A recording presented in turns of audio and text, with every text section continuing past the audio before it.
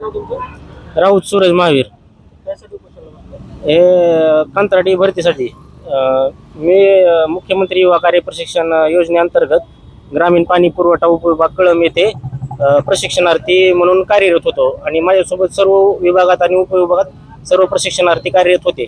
त्या अंतर्गत कार्यालयाअंतर्गत भरती निघाली, कंत्राटी भरती. मग त्यामध्ये एक एजन्सी नेमल्यानंतर एजन्सीने 30 जून 2025 करार केला आणि कार्यालयातील वरिष्ठ सहाय्यक 30 जून त्या दिवशीच रिटायर झाले आणि लगेच मुलीला 1 तारखेला लगेच जॉईनिंग दिली. 1 जुलै 2025 रोजी जॉईनिंग दिली.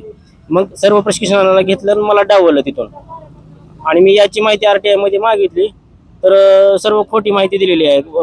माहिती दिलेली नाही आणि फक्त एकच माहिती दिली, फक्त करारनामा दिला, तोही बनावट करारनामा दिलेला.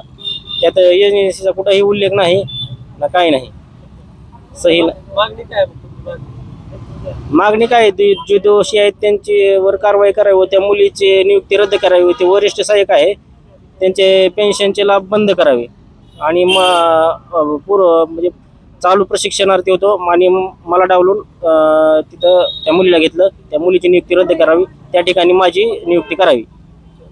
तुम्ही कुठल्या याच्यामध्ये होता? मी ग्रामीण पाणी पुरवठा उपविभाग कळंब. कळ्यामध्ये होता. कळंब आता तुम्ही उपोषणाला किती दिवस झाले बसलाय?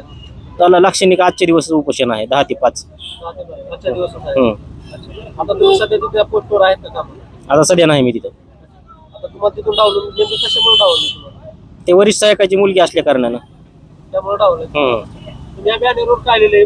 मोठा बॅनर लावलाय तर याच्यावर काय काय लिहिलं? काय ह्याच्यावर तेच कंत्राटी भरतीचं जे झालेली भरती आहे त्यात वरिष्ठ सहायकाच्या मुलीला घेतलं, सर्व प्रशिक्षणार्थ्यांना घेतलं, फक्त मला डावललं. कारण त्या वरिष्ठ सहायकाच्या मुलीला घेतलं, वरिष्ठ सहायकाची मुलगी असल्यामुळे त्या मुलीला घेण्यात आलं.